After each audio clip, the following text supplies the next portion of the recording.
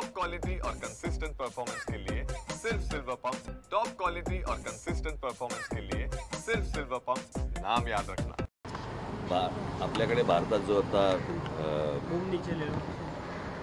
कुठे ते पहलगामला जो हल्ला झाला, मी ज्यावेळेला त्याच्यावरचं मी पहिलं ट्विट जेव्हा केलं त्यावेळेला मी सांगितलं होतं की ज्यांनी हल्ला केला आहे त्यांना ते अतिरेकी दहशतवादी जे कोणी असेल त्यांना आपण धडा शिकवला पाहिजे आणि अत्यंत कठोर असा की त्यांच्या पुढच्या पिढ्यांना लक्षात राहायला पाहिजे। पण दहशतवादी हल्ल्याचं उत्तर युद्ध नसतं, कळलं का? युद्ध हे काय उत्तर नाही। आता अमेरिकेमध्ये 2 ट्विन टावर्स पाडले, पेंटागॉनवरती त्यांनी हल्ला केला म्हणून त्यांनी जगा जाऊन युद्ध नाही केलं, त्यांनी ते अतिरेकी ठार मारले। हे तुम्ही दुसऱ्या देशामध्ये युद्ध परिस्थिती आणायची आणि आता ते काय मॉक ड्रिल करायचं आणि मग ते सायरन वाजवणार वगैरे वगैरे, मुळात ही गोष्ट का घडली हे पण आपण लक्षात घेण्यासारखं आहे। मला असं वाटतं की थोडंसं अंतर्मुख होऊन आपण आपला विचार करणं खूप गरजेचं आहे। पाकिस्तानला काय बरबाद, अगोदरच बरबाद झालेला देश आहे तो, त्याला काय बरबाद करणार तुम्ही? आणि प्रश्न असा आहे की ज्या अतिरेक्यांनी हल्ला केला त्या अतिरेकी अजून तुम्हाला हातात सापडलेले नाही आहेत।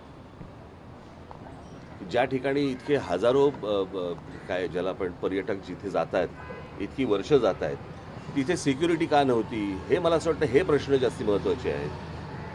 आपल्या देशामध्ये कॉम्बिंग ऑपरेशन करून ह्यांना हुडकून काढणं हे जास्ती गरजेचं आहे।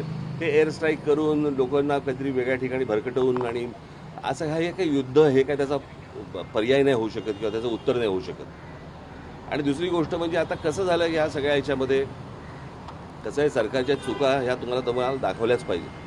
आज ज्या वेळेला हा प्रकार झाला, तो प्रकार झाल्यानंतर ज्या वेळेला पंतप्रधान त्यावेळेला सौदी अरेबियामध्ये होते, अर्धवट दौरा सोडला त्यांनी, तो दौरा सोडून ते बिहारला कॅम्पेनला गेले, कळलं का? बिहारला कॅम्पेनला गेले। मला असं वाटतं ते गोष्ट करायची गरज नव्हती। त्याच्यानंतर ते केरळामध्ये जाऊन तिकडे अदानीचं पोर्टचं उद्घाटन केलं, त्याच्यानंतर इकडे काहीतरी फिल्म इंडस्ट्रीसाठी काहीतरी वेव्हचा कार्यक्रम केला, तिकडे द्याल। इतकी जर गंभीर परिस्थिती आहे तर या गोष्टी टाळता आल्या असत्या आणि त्याच्यानंतर येऊन ते काय मॉक ड्रिल करायचं आणि मग काहीतरी एअर स्ट्राईक करायचं, मला असं वाटतं की हे काही उत्तर नाही या गोष्टींवरचं। जे अतिरेकी आहेत ज्यांनी हा हल्ला केलेला आहे, मला असं वाटतं त्यांना हुडकून काढणं, त्यांचा बंदोबस्त करणं आणि संपूर्ण देशभर मला असं वाटतं की तुम्ही हे मॉक ड्रिल करण्यापेक्षा कॉम्बिंग ऑपरेशन्स करा जिकडे जिकडे तुम्हाला माहिती आहेत। आज आपल्या देशामधलं पोलीस दल आणि या सगळ्या लोकांना, खास करून मुंबई महाराष्ट्रामधल्या पोलीस दलाचं तर मी त्यांची प्रशंसाच करेन की त्यांना सगळ्या गोष्टी माहिती आहेत, कुठे कोणत्या गोष्टी चालू आहेत आणि कुठे काय चालू आहे ते, कळलं का? आज आपल्या देशातले प्रश्न संपत नाही आहेत आणि आपण काहीतरी युद्धाला आपण काहीतरी सामोरे जातोय। मला असं वाटतं ही काही योग्य गोष्ट नाही। आज नाक्यावरती ड्रग्ज मिळत आहेत, हे ड्रग्ज येत आहेत कुठून, काय येत आहेत, हे आम्हाला असं वाटतं या गोष्टींच्या खोलात तुम्ही जाणं गरजेचं आहे। लहान लहान पोरं आता ड्रग्ज घ्यायला लागली, शाळा कॉलेजमधली पोरं, ह्यांच्यापर्यंत ड्रग पोचतोय कसा, हे प्रश्न आत्ताचे सगळ्यात महत्त्वाचे आहेत। युद्ध हे काही आत्ता ह्याचं उत्तर नाही आहे।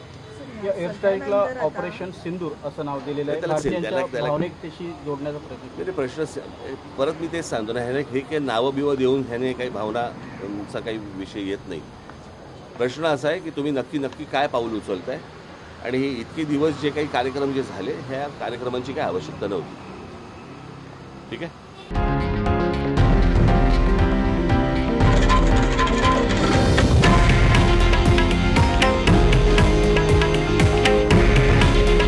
हे आहे देशातील नंबर 1 न्यूज नेटवर्क आणि आपण पाहत आहात TV9 मराठी। काळजी तुमची, हित महाराष्ट्राचं।